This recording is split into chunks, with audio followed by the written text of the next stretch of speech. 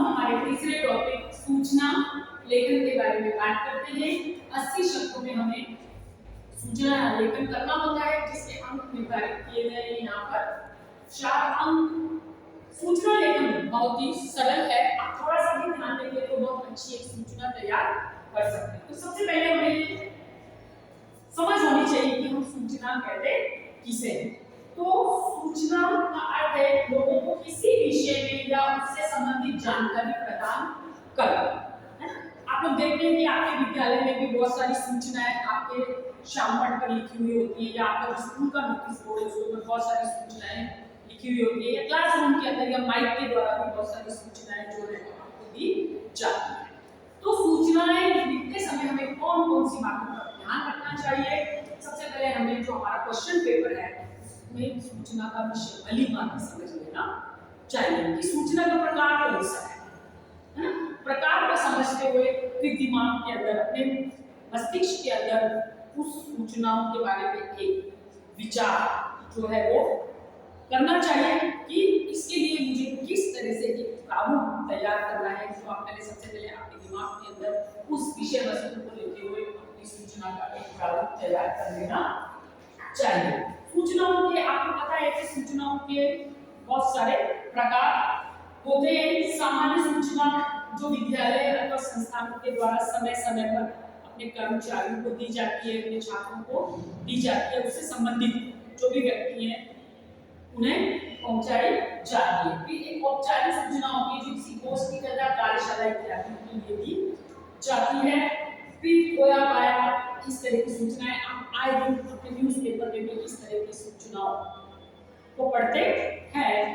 तो अब हम बात करते हैं सूचना लेखन लिखते समय हमें किस किस बातों का ध्यान रखना चाहिए। सबसे पहले जैसे मैंने आपको बताया कि विषय को भली भांति समझ लेना चाहिए। उसके बाद में जो जिस भी आप विषय पर सूचना लिख रहे हैं उसका शीर्षक हमें यहाँ पर जरूर लिखना चाहिए। शीर्षक जरूर से जरूर यहाँ पर अच्छे से हमें शीर्षक लिखना चाहिए। उसके बाद में हमें सूचना जो आप लिख रहे हैं उसकी पूर्णता पर ध्यान देना चाहिए कि कम शब्दों के अंदर हमें अपनी पूरी की पूरी बात जो है किस तरह से लोगों तक पहुंचानी है। उसके बाद में हमें भाषा शब्दावली का ध्यान रखना चाहिए इसके अंदर, और भाषा का प्रभाव, मतलब भाषा के अंदर कभी होनी चाहिए। ऐसा नहीं कि कोई पूरा कहाँ से ले लिया, कोई कहाँ से ले लिया, एक लिंक होना चाहिए सूचना। भाषा के अंदर एक लिंक जो है वो अवश्य होना चाहिए। उसके बाद में सूचना देने वाले का नाम, पता एवं पद स्पष्ट करना चाहिए। कौन सूचना दे रहा है, उसका नाम क्या है, उसका पद क्या है, वो हमें इसके अंदर जरूर से जरूर लिखना चाहिए। अब हम बात करते हैं सूचना लेखन के प्रारूप, है ना। तो सूचना लेखन के आरंभ में सूचना जारी करने वाली संस्था, संगठन आदि का नाम होना चाहिए। ये जैसे कि हमारा प्रारूप है।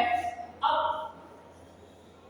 कौन सी संस्था, कौन सा संगठन जो है वो ये सूचना दे रहा है उसका नाम अवश्य होना चाहिए। जिसमें आपको एग्जांपल के तौर पर यहाँ बताना चाहती हूँ कि नवचेतना पब्लिक स्कूल फरीदाबाद के द्वारा एक सूचना जारी की गई है। तो यहाँ पर हमें नवरचना पब्लिक स्कूल ये सूचना जो दे रहा है उसका यहाँ पर नाम है। उसके बाद में यहाँ पर जैसे सपोज नई दिल्ली की शाखा है या कोई और विषय है, शाखा हो सकती है। चलो यहाँ पर नई दिल्ली की शाखा मैंने ले ली, यानी कि नवरचना पब्लिक स्कूल नई दिल्ली के द्वारा ये सूचना प्रसारित की गई है। उसके बाद में यहाँ पर सूचना, ठीक है। उसके बाद में यहाँ पर हमें लेना है विषय, है। तो जिस भी विषय पर सपोज कि कोई राष्ट्रभक्ति,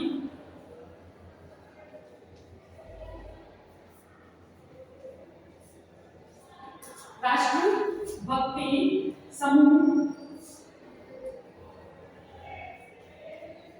गीत, इस संबंध में ये सूचना जो है दी जा रही है तो सबसे पहले हमें यहाँ पर उस विषय को जो है यहाँ पर मेंशन कर दिया है।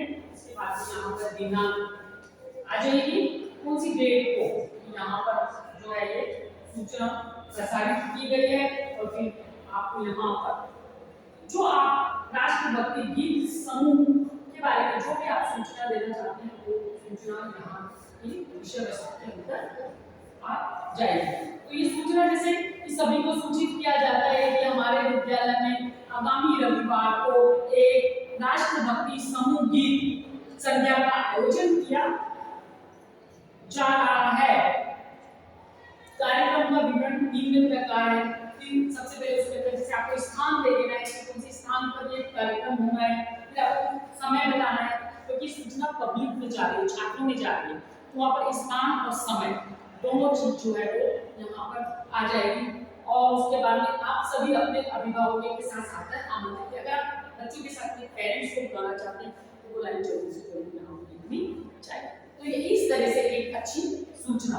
अब अगर आपका सूचना कंप्लीट हो जाती है तो उसके बाद में यहाँ पर हस्ताक्षर के लिए आप इस तरह से हर लिख करके, और जो है हस्ताक्षर किसने लिखा है तो यहाँ पर अगर हिंदी विभाग के सचिव ने या फिर हिंदी छात्र परिषद की तरफ से किया गया है ये आयोजन, तो फिर आप यहाँ पर जो है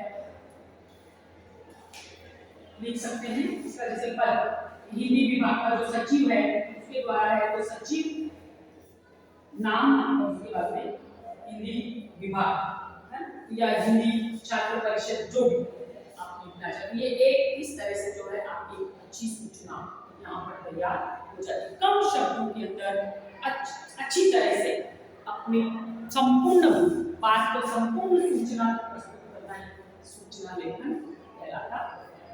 ओके, थैंक यू चिल्ड्रन।